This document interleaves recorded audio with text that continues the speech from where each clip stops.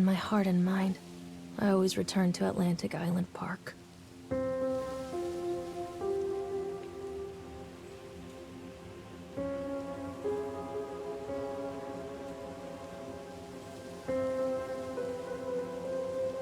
Where's Mr. Bear?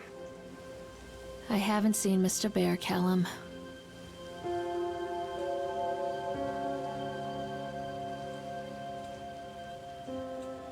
Stay in the car. We'll go and ask information.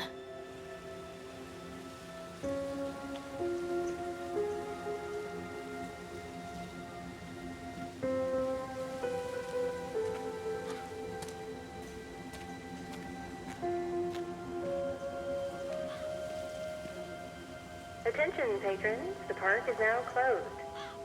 Please make your way to the car park at your earliest convenience. Employees prepare the park for shutdown.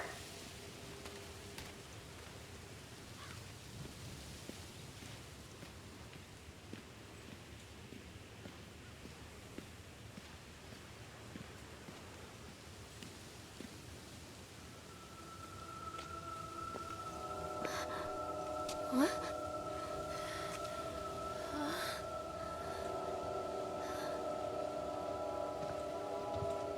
Hey, Lorraine. Lorraine. Don't blame yourself, Lorraine. People lose things all the time. Take a deep breath and think about the last place you saw your son's teddy bear. Hey, stop! I think your boy just ran into the park. I'll unlock the gates for you.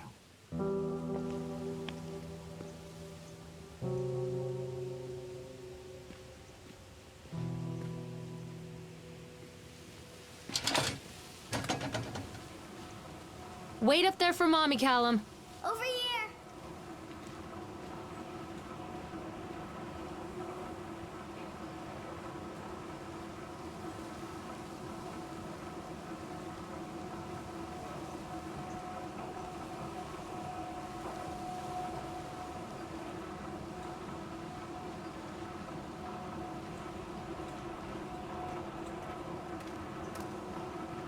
Wait for Mommy, Callum.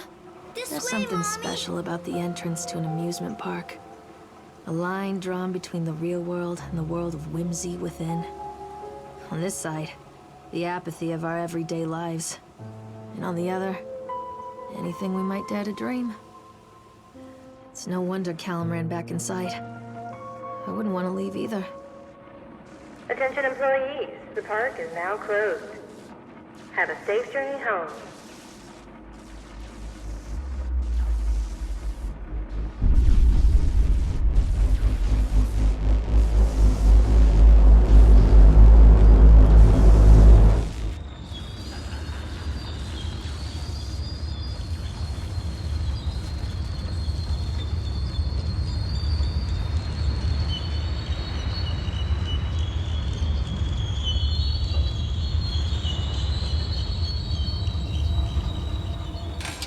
Oh God. The park. What happened here?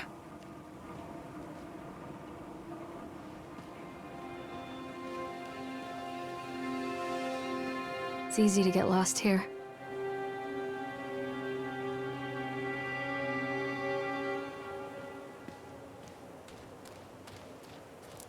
You can't catch me.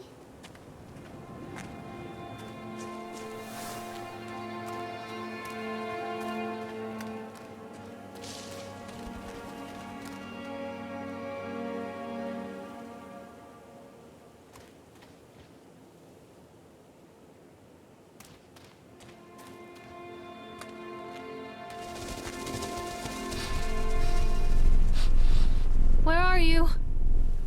Over here. Wait for Mommy! This way. Stop! Callum! Come on, this way.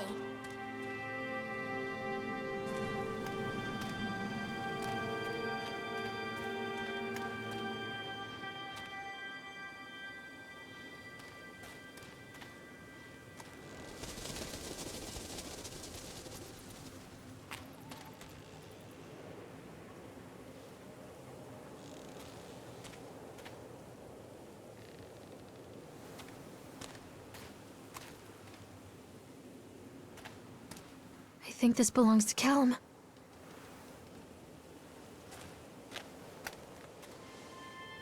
Chad the Chipmunk, huh? Just a drunk guy in a suit.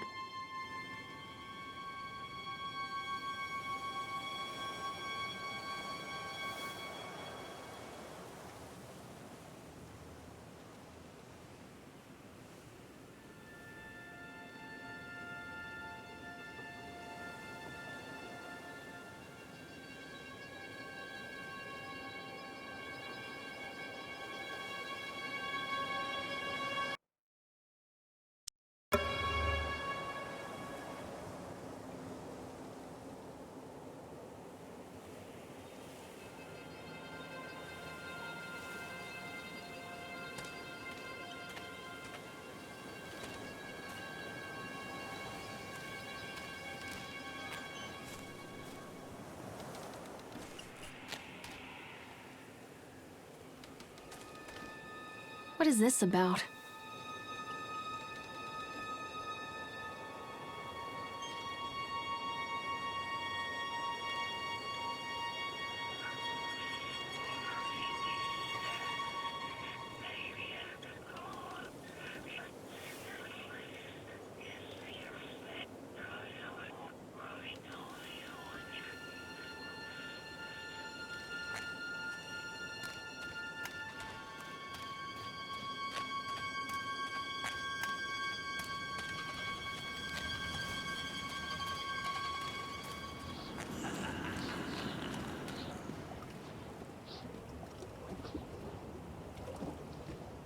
Callum, stay where you are!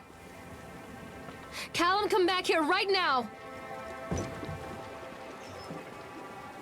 Where are you? Come on, Mommy.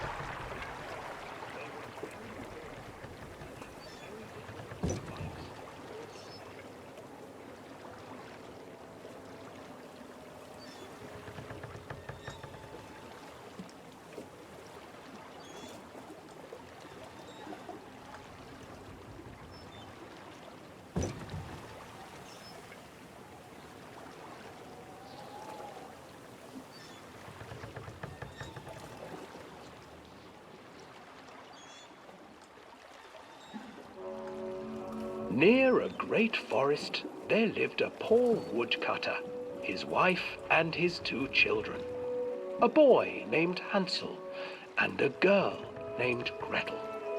They were very poor and had very little to bite or sup.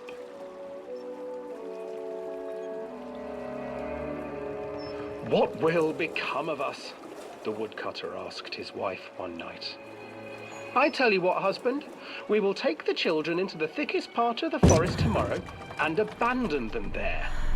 "No, my wife, I cannot do that," said the man. "Then we will all 4 starve, you fool." Hansel and Gretel overheard their parents talking, and Gretel began to weep. "Do not fret, Gretel," Hansel said. He crept out of the hut and gathered white stones from the ground to fill his pockets.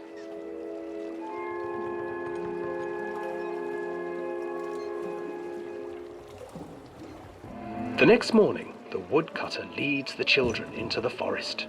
Before they leave, their mother gives them a slice of bread and warns them that they will get no more food that day. Clever Hansel leaves a trail of white stones behind them as they pass into the woods. When their father leaves them, the children wait a while, then follow the trail back to their parents' house. After receiving a thorough scolding from their parents for getting lost in the woods, the children are sent to bed without any supper. Hansel tried to sneak out and collect more white stones, but found that the door was locked. "Tomorrow I will take them into the woods myself," the wife told the woodcutter. In the morning, their mother gave them a slice of bread and led them deep into the forest once again.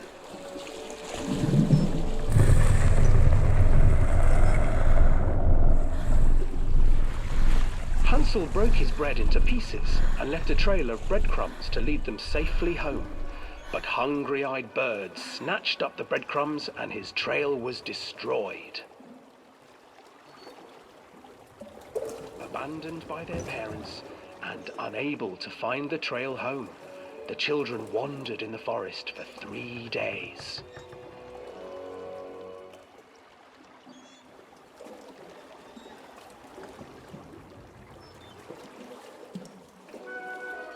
The children stumbled into a clearing with an exceedingly strange house. Its walls were made of gingerbread, and its windows were panes of clear sugar.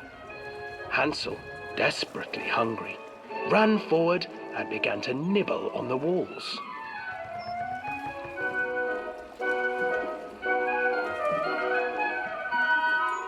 Nibble, nibble, little mouse. Who is nibbling at my house? An old woman emerged from the house, sniffing the air and peering around with cloudy eyes. Oh, you dear children, who brought you here? Just come in and stay with me. No harm will come to you. But Hansel and Gretel stayed back, for the old woman reminded them of their cruel mother. Come, children, don't be afraid. I have something for you. The old woman offered them 2 enormous lollipops. The children took them and began to eat. You see, nothing to fear here. Come inside, the old woman urged, and the children, still licking their sweets, followed.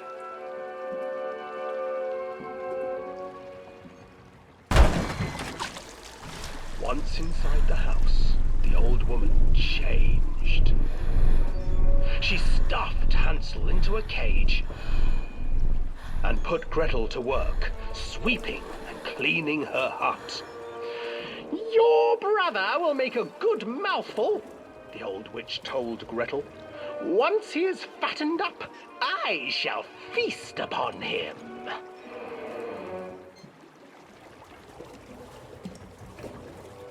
Time passed, and poor Hansel refused to eat, fearing the day that the witch would eat him. The witch, for her part, grew impatient. Today I will cook and eat your brother, Gretel. Climb inside and light the oven. But Gretel pretended not to understand. I do not know how. Where is the opening? Fool, the old witch said. The opening is here. And she moved to show Gretel. Seizing her courage, brave Gretel gave the witch a shove, and the old crone tumbled forward into the oven. Gretel slid a large iron bolt over the door to the oven. Gretel freed her brother Hansel, and together they lit a fire beneath the oven. And though she screamed and begged, the children sat by the oven until her screams had stilled, and the witch was cooked. And then, because even children can't survive on sweets, they divided up the body of the old witch and ate her.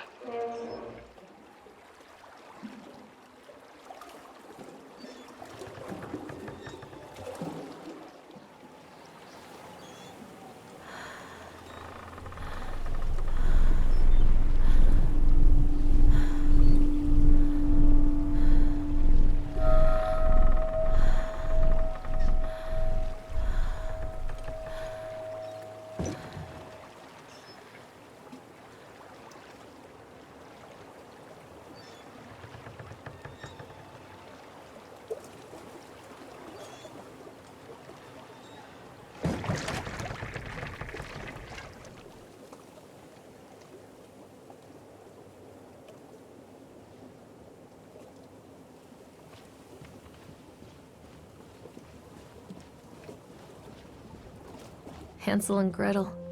I used to read it to Callum when the electricity was shut off. Those poor children. The whole world against them. The forest, the birds, the old witch, even their own parents. I used to imagine that Callum and I were the kids in that story. Not mother and son, but brother and sister, hand in hand against the unkind world. We were always hungry, looking for our own house made of candy, looking for the sweetness that could take the pain away. Hunger leads people to desperate, terrible places where the tree branches reach like claws.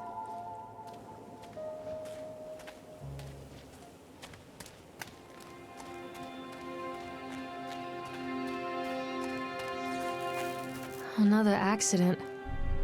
This place.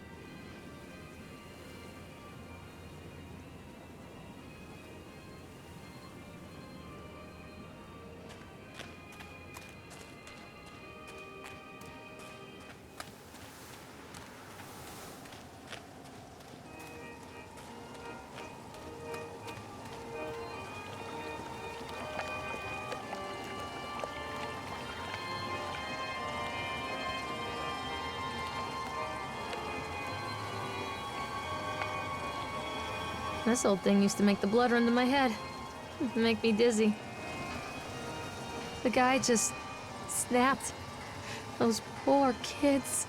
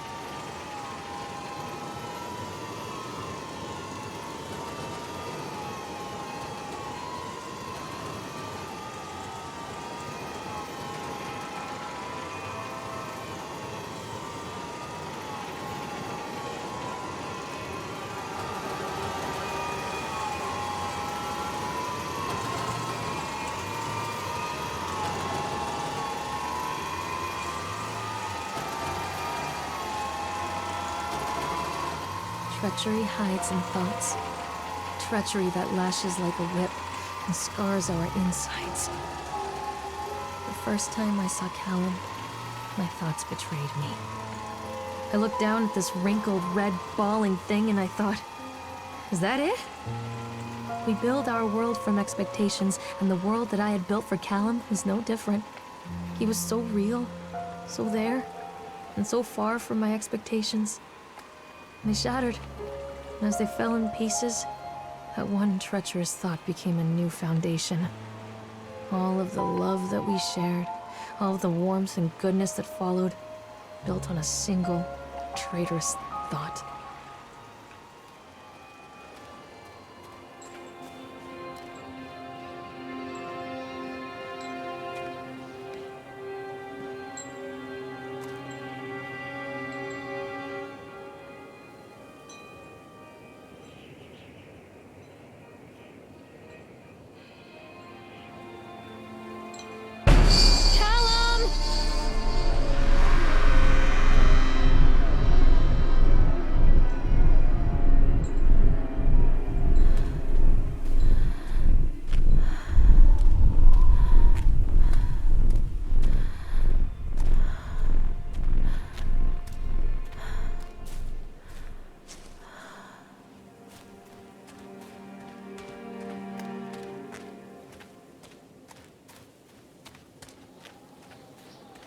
Constant crashes and 80s music.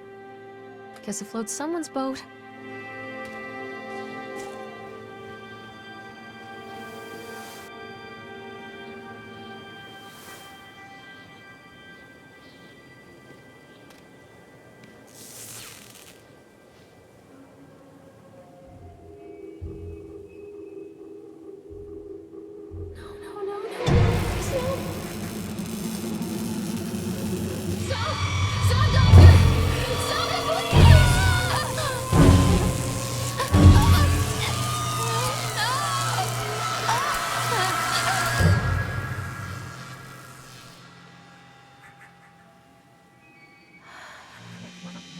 Callum?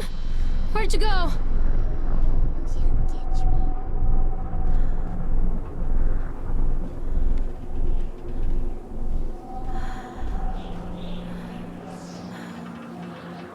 Come out, sweetie.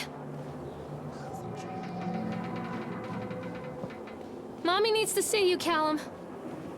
Mother duck said quack, quack, quack, quack.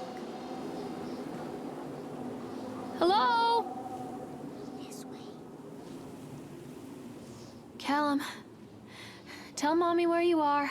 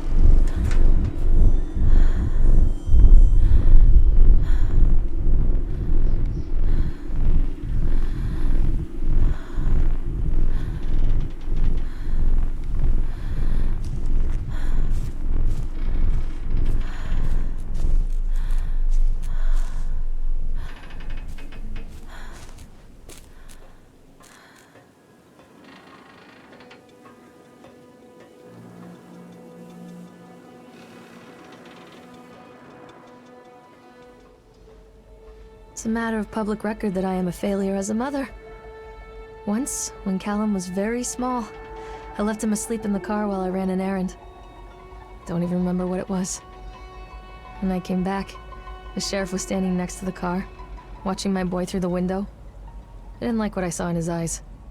Judgment. He wrote me the ticket without saying a word, just the scratch of his pen on the notepad. When he gave it to me, our eyes met. I know what you're going through. My daughter, Helen, she just gets some help. Help was a bolt of lightning. Help was 1,000 volts surging through my veins. Help is agony. I'd rather die. I wanted to scream.